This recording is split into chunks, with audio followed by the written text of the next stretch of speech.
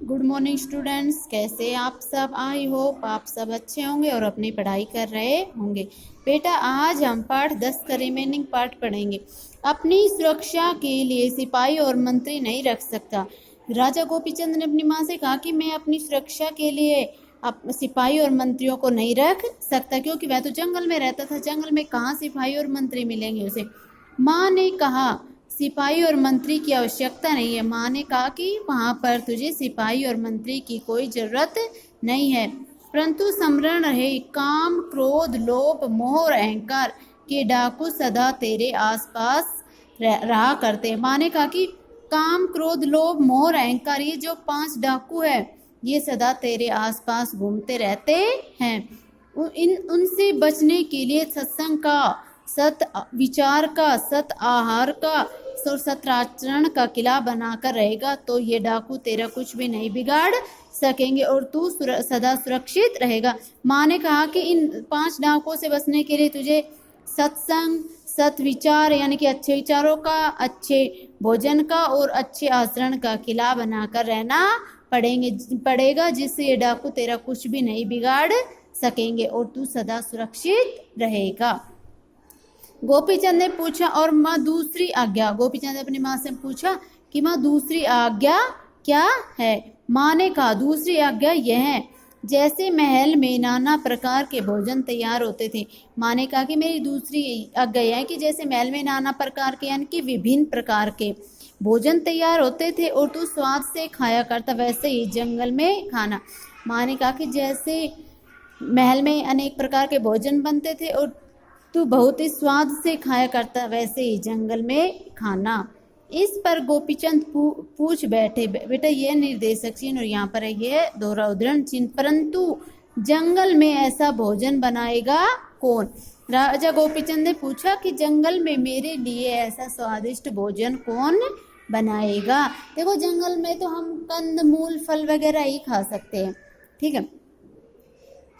तू दिन भर परिश्रम करेगा। फिर उसकी माँ ने उसे समझाया कि जब तू दिन भर परिश्रम करेगा, योगाभ्यास करेगा यानी कि योगासन करेगा, तब भूख लगेगी। यानी कि परिश्रम करेगा और योग करेगा तो तुझे बहुत ही भूख लगेगी। रूखा सूखा जो भी खाएगा उसी में तुझे रस भरे पकवानों का स्वाद आएगा।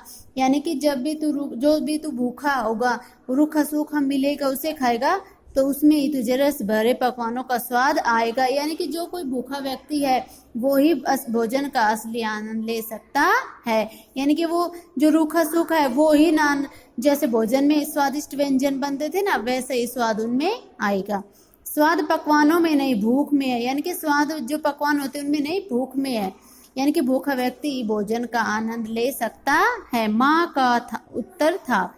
तीसरी आज्ञा क्या है माँ। फिर गोपीचंद ने अपनी माँ से पूछा कि माँ तीसरी आज्ञा क्या है। माँ ने कहा महल में तेरे पास कितने ही नौकर चाकर थे। महल में कहा कि तेरे पास बहुत से नौकर चाकर थे। सुंदर झूले में झूलता था और तू सुंदर झूले में झूलता था। सेवक सेवा करते थे और जो सेवक थे वो तेरी सेवा करते थे। दासियाँ गीत गाती थी और दासियाँ गीत सुनाते थे। उनकी मधुर ध्वनि से तू गहरी नींद में सो जाता था और उनकी मधुर ध्वनि मीठी आवाज़ सुनकर तो बहुत ही गहरी नींद में सो जाता था। उसी प्रकार वन में भी गहरी नींद सोना, उसी प्रकार वन में भी गहरी नींद में ही सोना। गोपीचंद बोल उठे यह कैसे होगा। गोपीचंद ने अपनी माँ से कहा कि माँ यह कैसे होगा, क्योंकि जंगल में ना तो नौकर चाकर होंगे, ना वहाँ पर सुंदर झूला होगा, ना सेवक सेवा करेंगे, न दासियाँ गीत गाएंगी। फिर वहाँ जंगल में नींद कैसे आएगी और वहाँ पर मैं कैसे गहरी नींद में सोऊंगा। माँ समझाते हुए बोली। माँ ने फिर गोपीचंद को समझाया और कहा जब तेरे विचार अच्छे होंगे, यानी कि जब तेरे मन में अच्छे विचार आएंगे, जब योगासनों से तेरा तन थक जाएगा, तन का अर्थ होता है शरीर, ठीक है। जब योगासन करेगा और तेरा शरीर थक जाएगा और ध्यान लगाने से मन थक जाएगा और ईश्वर का ध्यान लगाने से मन भी थक जाएगा तो गहरी नींद अवश्य आएगी। तो तुझे गहरी नींद जरूर आएगी।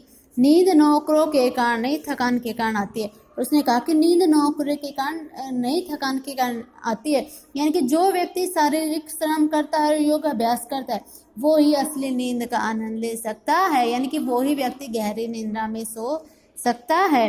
नींद नौकरों के कारण नहीं, थकान के कारण आती है।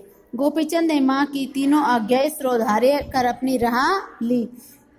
देखो, सिरोधार्य का अर्थ होता है बेटा आदरपूर्वक मानने योग्य।